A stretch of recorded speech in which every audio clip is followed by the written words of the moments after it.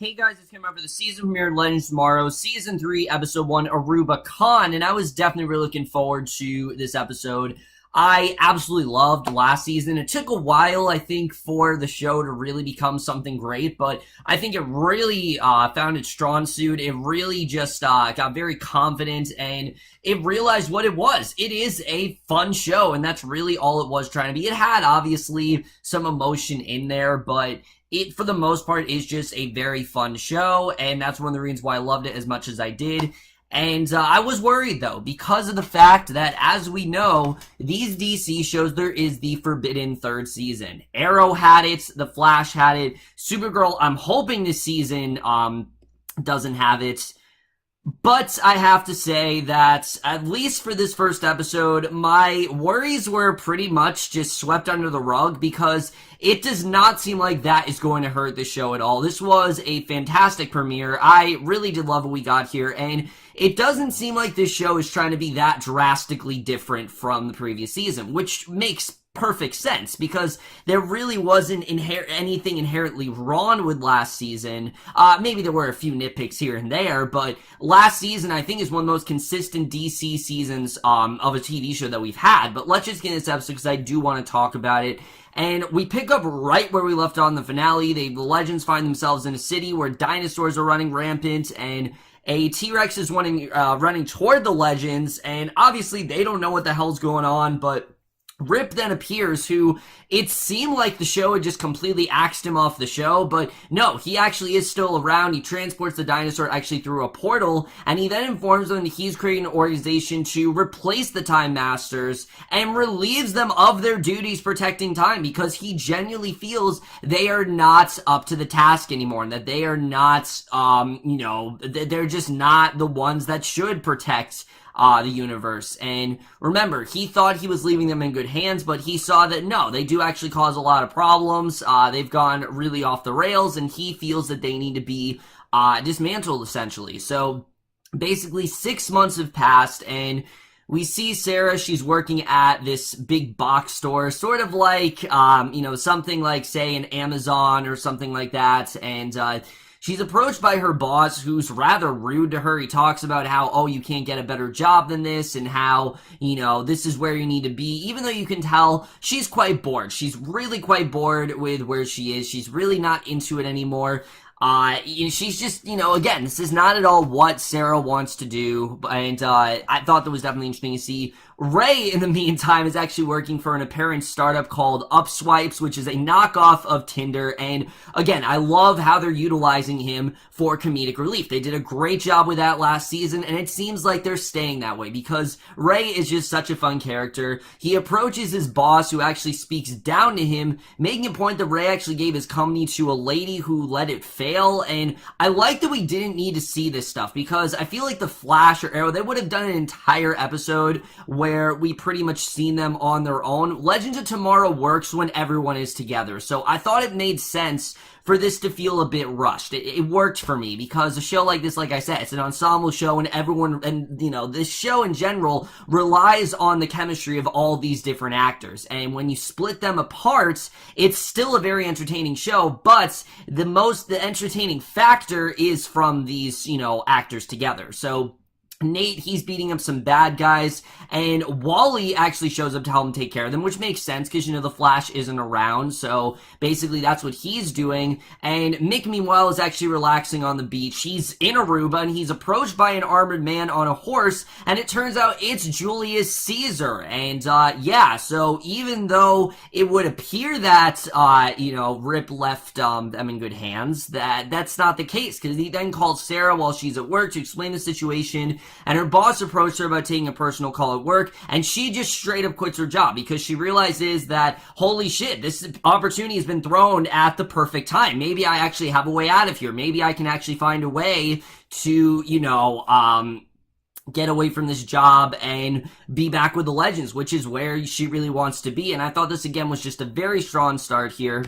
So Sarah, Ray, and Nate then meet up at a coffee shop to talk about the situation that Nick called about. And Ray and Nate, you can tell at first, are very hesitant. They're acting like they have these amazing job, which, I mean, Nate's working with the Flash, but he's really not doing much of anything. And Ray, yes, he's developed a dating app, but he's being berated by his boss, and they all realize they hate their current lives. So they decide to actually go help Mick, disregarding Rip's prior warning, and they basically decide that, you know, they're gonna go they're gonna go help him despite what Rip said. And I love the line where Sarah talks about how she stole the one item from that one guy. I thought that was actually really funny. But the group then heads to Star City, where they're stopped by Rip's time agents. And the time agents, yes, they are very one-dimensional. Yes, there's not much to their characters. What I like about these characters is that they do actually provide to be a threatening villain for the Legends. They actually do have a little bit more qualities to them that are a little bit more serviceable, and you can understand why Rip did appoint them to this position. So Rip shows up to talk to the Legends, and the tense standoff comes to a quick end, and Sarah then informs Rip that Mick is actually incapacitated Julius Caesar in Aruba. And as they're walking through Rip's office building, we see two agents carry King Arthur by, and Rip actually wipes his mind clean, so he has no memories of what's going on once he goes back to his normal time. And he takes the trio to see the Wave Rider, which has actually been converted into a simulator for trainees, because the trainees, they're not used to this. Obviously, you know, this is not something that they have been, you know, that they're used to doing. You know, he just kind of created the Time Bureau, so obviously this is a whole new sort of experience for them, and you can definitely see that here.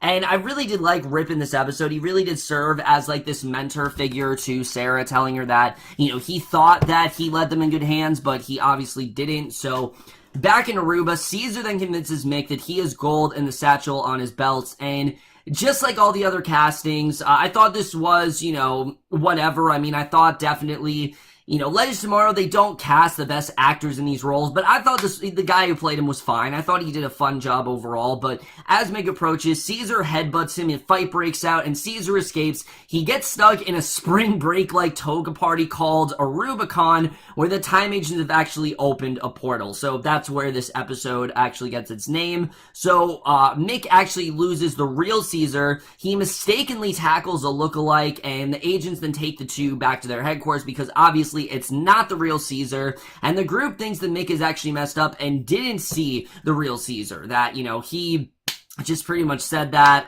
just because he was bored and they didn't really think that he saw him. But as they're kicked out of the building, Mick tries buying a soda with one of Caesar's piece of gold, and Nate reveals a legitimate coin from Caesar's era. And, you know, we know this because Nate's a historian and whatnot, so the group decides to go rogue and Aruba, and they actually find Caesar themselves. And it turns out that, yeah, Caesar is very much there. Mick is not crazy here. They reboot Gideon, who time jumps them out of the building, and Amy Pemberton just got right back into this role, and I really love seeing that. I thought that was awesome.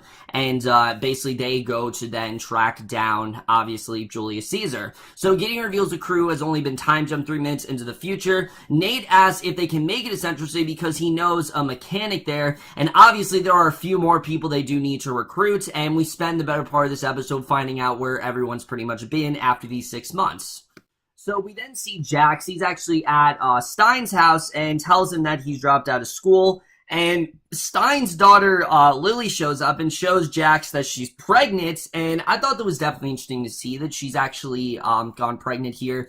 I still have this fear that they're just going to end up getting rid of her, because with a show like this, you know, it's possible that, you know, anything really is possible and they could just axe her off if they wanted to, but it doesn't seem like that's the case. But the other reason I'm thinking that is because Victor Garber essentially confirmed that he's leaving the show after this season. So this very well could be the last time we ever see him on the show is in this season. But the Wave Rider appears and Jackson Stein board. The two agree to help Sarah, Ray, and Nate. And the crew that makes it, they say they're only going to do it for this one mission, but you know that's not going to be the case. So the crew makes it to Aruba. They instantly fight Caesar, talking to a group of college kids, trying to get them to join his army. Because again, he doesn't know what's going on. He doesn't realize that he's in modern times, and This was definitely one of the more humorous parts of the episode, is seeing him try to recruit all these people. But after Ray gets gained to distract the frat boys surrounding Caesar,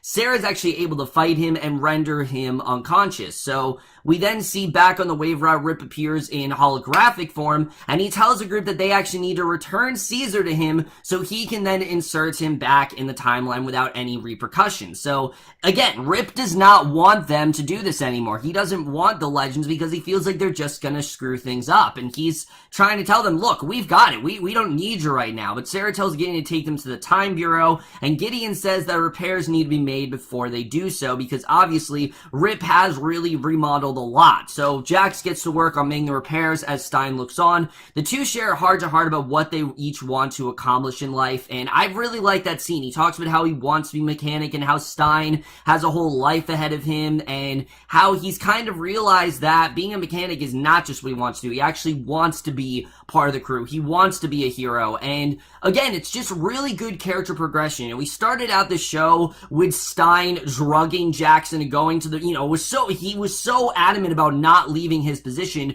to the point where he had to drug him into doing it. And now we're at the point where it kind of is the other way around, where Jax feels like he is a real asset to the team, and Stein's the one that's kind of hesitant. So I really like seeing that. I like seeing how far Jax has come. They took a character that, again, could have been very one-dimensional, and they've actually given him a really nice arc. Because if you remember in The Flash, he started off as just some low-life guy with really no future whatsoever, and now we're seeing he has a lot more potential. So I definitely really enjoyed that scene. I've really enjoyed their dynamic, and in my opinion, I think Victor Garber and Franz Lamed, if that's you pronounce his name, their chemistry has really just gotten better and better as the show has gone on, and I think that's very evident here. So Sarah approaches Caesar, who's actually been incarcerated in the Wave Riders holding cell, and the two exchange pleasantries, and Jackson shows up, and he lets Sarah know the repairs have actually been made, and Sarah plots a course to Rome, where they clear Caesar's conscience so that he doesn't remember anything. And I really like the scene between Sarah and Caesar, where he's talking to her all about how she actually could be really good in his army, and how great of a captain she really is. I really did like that scene. You could tell she was kind of contemplating whether or not she actually wanted to go with him, and I definitely like seeing that. But she plots a course to Rome, where they clear Caesar's conscience so that he doesn't remember a thing. It's almost as if he was never with them in general. So as they're walking away, it's shown Caesar's actually, but it's not done yet, which I liked. I liked that we thought it was over here, but it's not. He's actually taken Nate's Rise of Rome book, and I didn't expect this to happen at all, but again, I really did like the way they showed this here. So back on the wave ride, Gideon actually informs the group that they can't go home because Caesar's actually taken over the world because he had access to the book, and Rip and his time agents create a portal to board the Wave Rider, and they take control of the situation. Rip sends a team of agents to retrieve the book of Caesar's tent. The team is then ambushed with one of the agents actually getting captured, and Rip agrees to let the team help out, so disembark of fights Caesar's men after a skirmish. They rescue the captured agent, which is Special Agent Ava Sharp. She was like the main sort of just very tough, just very bland agent that really did not feel the Legends had any use to them whatsoever. But the Legends begin to take the Wave Rider through the time stream with Rip still aboard, and Special Agent Sharp informs Rip that the team has actually erased the memories of Caesar and his men, and they bid the Legends farewell. Mick actually tells Sarah that he's stolen, so even though you can tell that, she doesn't really want to go, Rip doesn't care, because he does feel like that even though they do screw things up, there's a lot that they can do that the Time Bureau can't do. So I definitely really like seeing that. But Mick tells Sarah that he's actually stolen one of the Time Agent's portal devices, which I thought was actually really funny. I love the dark humor that Mick really does have. Dominic Purcell is just so great in the show, and that's just the perfect example of how they utilize his character. They always handle it so well. But and I really love that Mick told Sarah that he needs her and that she kind of needs him. I thought that was honestly really funny. So, and I do like the scene where Rip actually told Sarah that she is a great captain and that he really does love what she does. And he's not going to be gone. Rip's kind of going to be someone who he's there every now and again.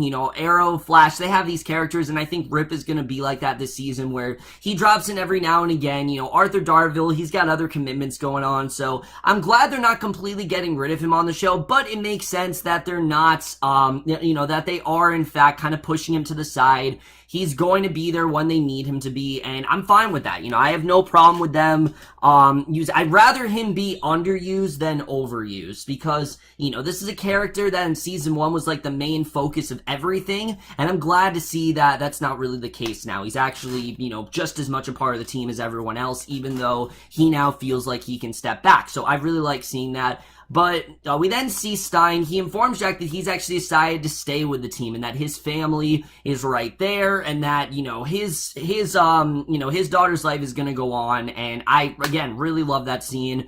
So Ray then walks in on Nate, who's looking at pictures of Amaya, who I forgot to say she's actually left the team and she's traveled back to 1942, which I was surprised about. But yeah, Nate and Amaya broke up. This is my only real complaint with the episode. I like Nick Zano's comedy. It's a lot of fun to watch, but at the same time, I felt like Amaya leaving him was just a bit out of character. I mean, as we saw, she wanted to stay on board, and now she just left. They didn't really give that much of a reason why, but we see at the very end of the episode, Amaya actually approaches a group of poachers who threaten to shoot her, and she talks about how she wants to protect someone else. We don't know who it is, but she uses her powers to take them out, and that is the way this episode ends.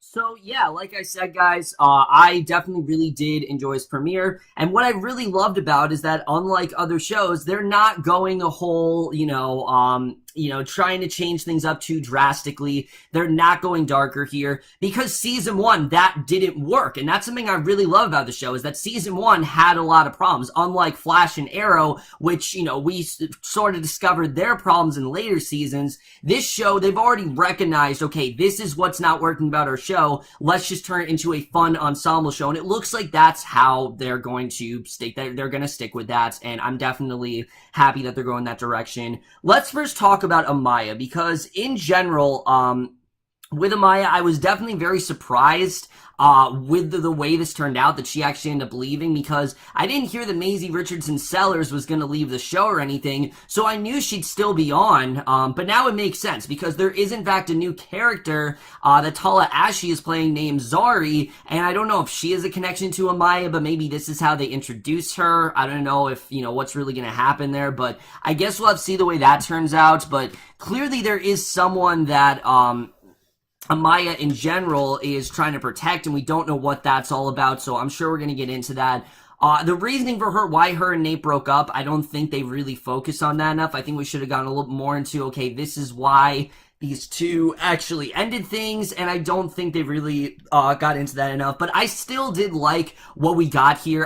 Like I said, I really felt like they didn't focus enough on this is why they actually broke up here. I really like what the show did with Rip, though. We now see Rip. He started off the show, he was this very disgruntled, just hard ass. He was always, like, this is what we're doing, and no, I'm not taking your suggestions, and now he's really seeing how the team has grown over time, and he's really seen that, yes, they still do need him, but he doesn't need to be the leader. He doesn't need to be the one in charge anymore. Sarah is the one in charge. Sarah knows what she's doing, knows she doesn't always make the most rational decisions, but most times their plans do turn out pretty well, and I like that he did realize that, yes, Sarah is a real asset to the team, and he doesn't really need to be there as much. So again, I think he's going to be there every now and again, and I'm fine with that. I'm fine that they are limiting his role. I think Arthur Darvill is still fantastic on the show, and I'm looking forward to seeing when we do see him again, because I actually really do like his character a lot. He's really grown to a much more likable character than he was in season 1, and I definitely really do like that.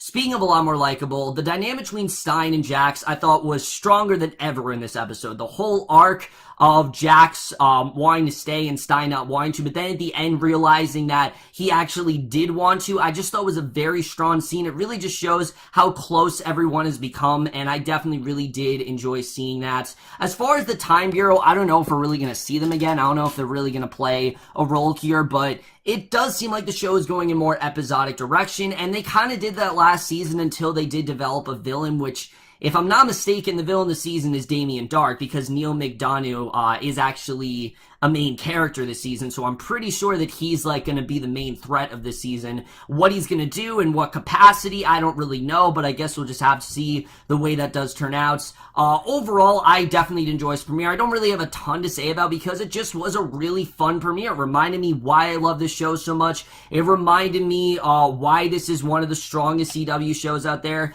and what this show really is, which is, again, it's just a fun ensemble show. Yes, it does have its emotional moments. Yes, it's not afraid to get a little deep and a little dark, but it is, for the most part, a fun show. It still had that great humor from Nate and Ray, which I love. I really do love their bond in the show. It's always a lot of fun to watch. It still had great stuff with Sarah and Rip. I thought their scenes were very strong here. I even like the guy who played Julius Caesar. I really did. Again, Legends Tomorrow, they don't always cast the most accurate casting choices, but for the most part, they do work out pretty well, and I thought the guy who played Julius Caesar here actually was pretty good here. Overall, guys, I definitely did enjoy this episode. I'm definitely going to give Legends Tomorrow Season 3, Episode 1, Aruba-Con, an A-. So over, guys, for this episode, Legends Tomorrow. Let me know what you guys thought of this episode overall. Left your thoughts on it. Like I said, really just loving this show right now. I think the show has just been so consistent, and I really hope that continues this season. I really hope this isn't just, just because it's the start of the season. I hope that they can maintain this really just fun, very watchable quality throughout the season. I really do hope that continues, but that's my review. Hope you guys enjoy. I'll see you guys in my next video, and I will see you guys for that. Okay, bye.